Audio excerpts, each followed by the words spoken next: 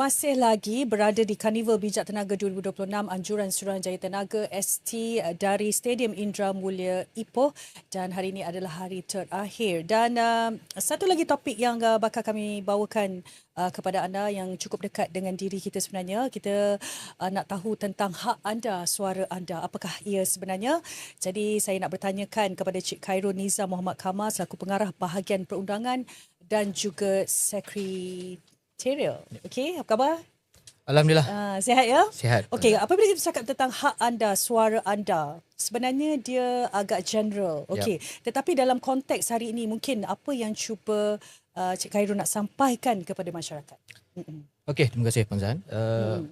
Dalam konteks ini, saya sebagai wakil Suruhanjaya Tenaga, kami ingin pengguna-pengguna elektrik ni lebih cakna berkenaan dengan hak-hak mereka, dan kami tak nak pengguna-pengguna elektrik ni hanya merasakan bahawa mereka hanya bertanggungjawab untuk membayar bil elektrik.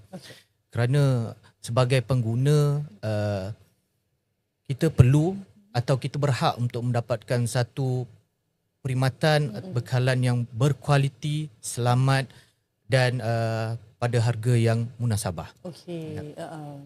Okey, dan mungkin antara lain tadi saya sebenarnya tertarik tentang satu topik mengenai tarif elektrik. Okey.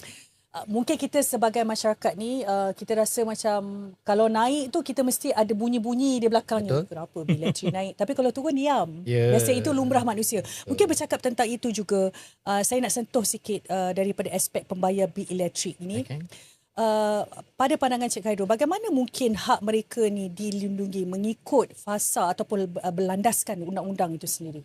Okey, berkenaan dengan tarif elektrik atau harga elektrik ini adalah keputusan dasar pada kerajaan, di mana ST sebagai badan kawal selia, kita mengesyorkan kepada pihak kerajaan atau pihak menteri berkenaan dengan harga elektrik. Sekarang kita berdasarkan AFA adjustment. Saya percaya telah dimaklumkan sebelum ini.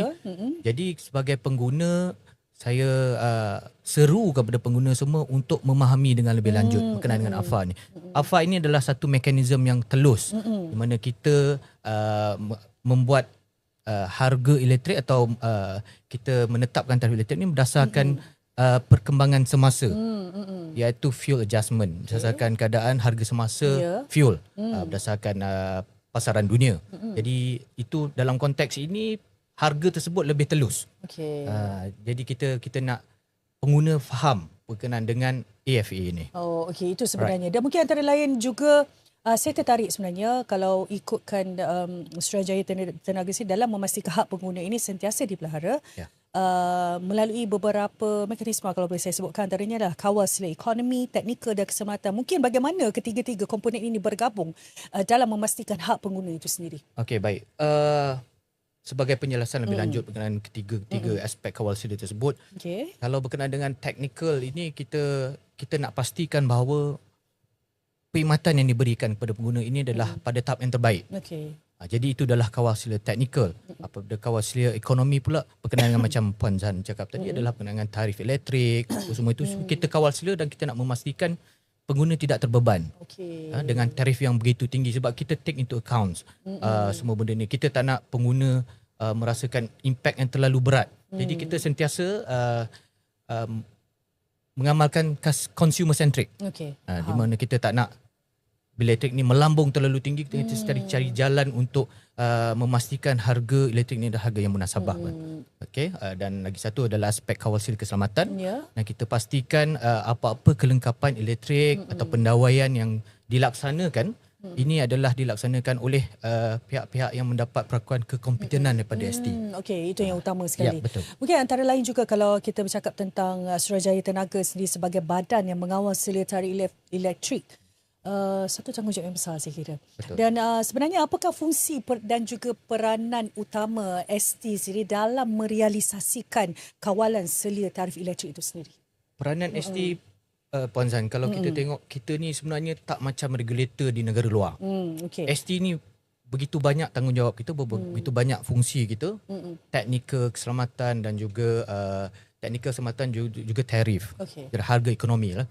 Jadi kita kawal selia every aspect lah kalau kita nak ikutkan. Jadi dalam merealisasikan satu kawal selia yang begitu sempurna, kita ada kita ada kepakaran. Kita ada orang-orang yang cakna, yang tahu, yang mempunyai ilmu berkenaan dengan perkara ini, dan kita memang sentiasa mendekati diri kita dengan pengguna dan juga industri. Dan untuk menjadi satu badan kawal selia yang mencakupi ke semua area ini, kita perlu banyak libat urus lah bagi saya. Macam yang sekarang ni ST tengah buat, dan kita pun untuk Karnival Bijak Tenaga ini pun kita nak mendekati pengguna sebenarnya. Supaya pengguna lebih faham dengan peranan kita sebagai badan kawal selia. Sedikit mungkin penjelasan pada Cik Khairul. Kalau kita bercakap tentang peranan ST yang dibahagikan kepada tiga, antaranya kawal selia ekonomi, kawal selia teknikal, peraturan keselamatan. Mungkin sedikit penjelasan yang lebih brief ataupun tapi compact mengenai ketiga-tiga elemen ini. Okey, berkenaan dengan kawal selia keselamatan, kita kawal selia keselamatan ni dari segi mengeluarkan perakuan kekompitenan kepada pihak-pihak yang ingin melakukan kerja-kerja elektrik. Di mana tak boleh simply orang-orang di luar sana buat kerja-kerja pendawaian tanpa sebarang perakuan kekompitenan. Jadi bukan mudah untuk kita keluarkan perakuan kekompitenan tersebut, perlu melalui fasa-fasa dan ujian yang tertentu. Dan usul di bawah keselamatan ni juga kita juga mengawal selia kelengkapan elektrik, Puan. Kelengkapan elektrik ini perlu ada kelulusan dan perakuan kelulusan daripada Suruhanjaya Tenaga dan SIRIM juga. Sebab tu kalau kita pergi di kedai-kedai, kita akan tengok ada label SIRIM ST itu baru kita beli. Itu betul. Terjamin keselamatannya. So kalau tak ada tu bermaksudnya tidak selamat, dan actually pengguna boleh buat aduan. Kedai tersebut menjual kelengkapan yang tidak mempunyai perakuan. Tapi Cik Khairul, saya lah antaranya, saya mengaku ni.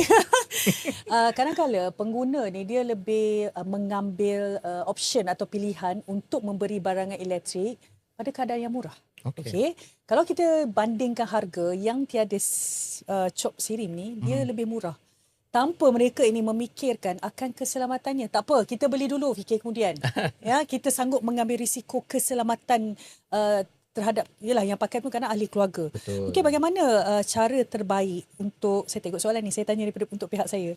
Cara terbaik untuk nak meyakinkan okey, semua kena pastikan ada cop SIRIM. Tapi pada masa yang sama nak berjimat. Okey. Saya cakap ni dari konteks saya dan ahli keluarga saya sendirilah, Puan Zahan. Kan ahli keluarga saya pun sama macam Puan Zahan juga kan. Kita semua sama je. Satu geng. Sebab kita nak beli barang yang murah dan kita rasa selamat je benda ni. Tetapi kita kena fikirkan keselamatan ini adalah perkara paling penting sekali. Betul. Bukan harga. Saya boleh cakap saya sendiri bila saya di ST ni baru saya cakna. Sebab saya sendiri banyak terlibat dalam kes-kes yang mengakibatkan kemalangan maut akibat elektrik. Contoh je, kalau kita menggunakan barang-barang yang tidak selamat seperti yang tak dapat perakuan ni, boleh berlaku kebocoran arus. Betul. Di mana kita tak tahu macam mana dia design. Itu sebab itu memang tak melalui ST, tak melalui SIRIM. So kita tak ada buat pemeriksaan, kita tak keluarkan perakuan.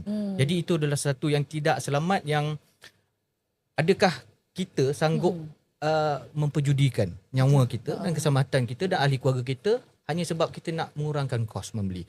Dan saya rasa bukan semua kelengkapan elektrik yang mempunyai perakuan ST SIRIM ini mahal. Tidak sebenarnya.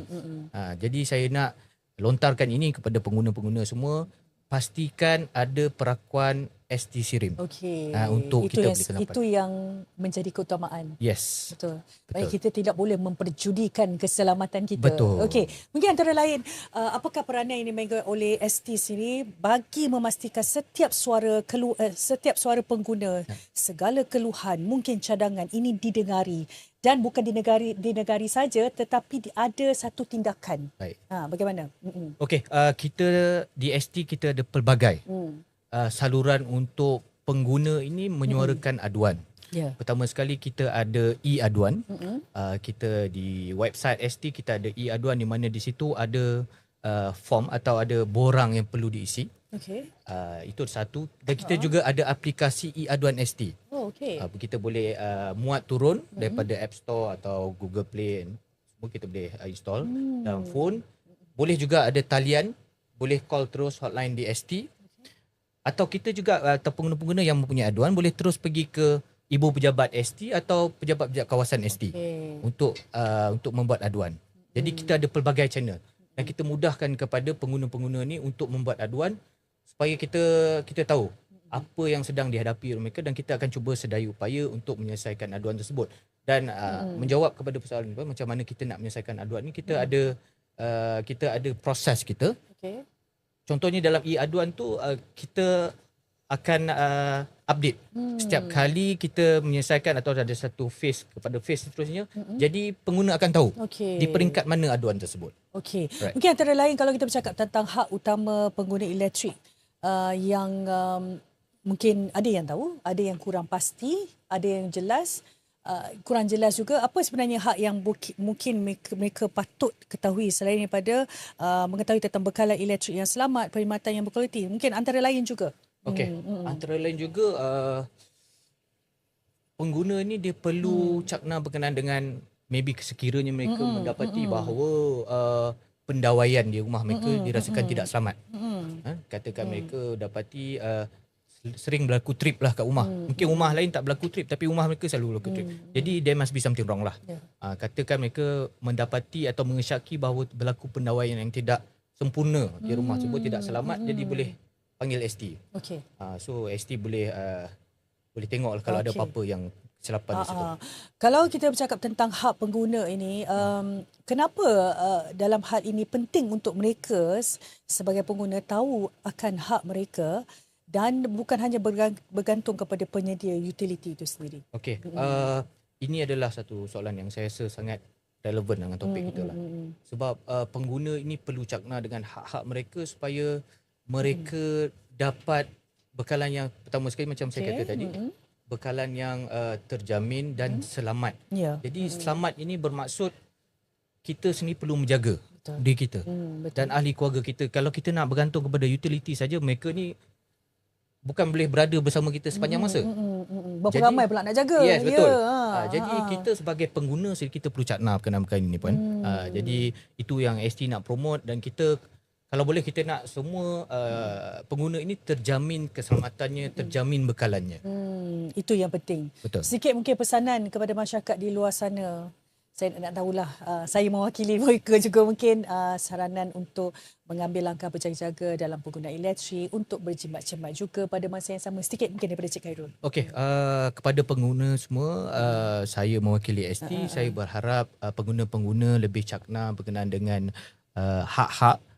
Kerana seperti mana yang saya katakan tadi, bukan sahaja kita nak pengguna-pengguna ini mendapat bekalan atau membeli peralatan dalam harga yang murah, tetapi safety atau keselamatan itu yang paling utama bagi kami di ST. Dan perkara-perkara ini juga kita ambil cakna juga.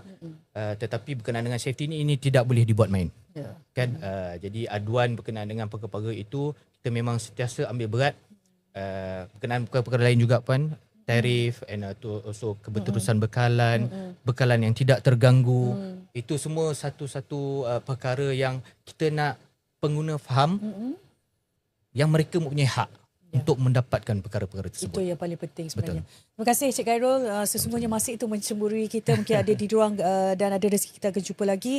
Kita bersama dengan Cik Khairul Nizam Muhammad Kamal, Pengarah Bahagian Perundangan dan juga Sekretariat. Terima kasih Cik Khairul. Terima kasih. Jadi kita berbicara mengenai hak anda, suara anda. Kita akan terus bersama dengan anda dengan topik yang berikutnya dengan tetamu terakhir kita sepada dengan Karnival Bijak Tenaga 2026 atau maksud saya anjuran Suruhanjaya Tenaga dari Stadium Indra Mulia Ipoh. Kita berehat dulu. Selepas ini kita akan kembali lagi bersama dengan anda.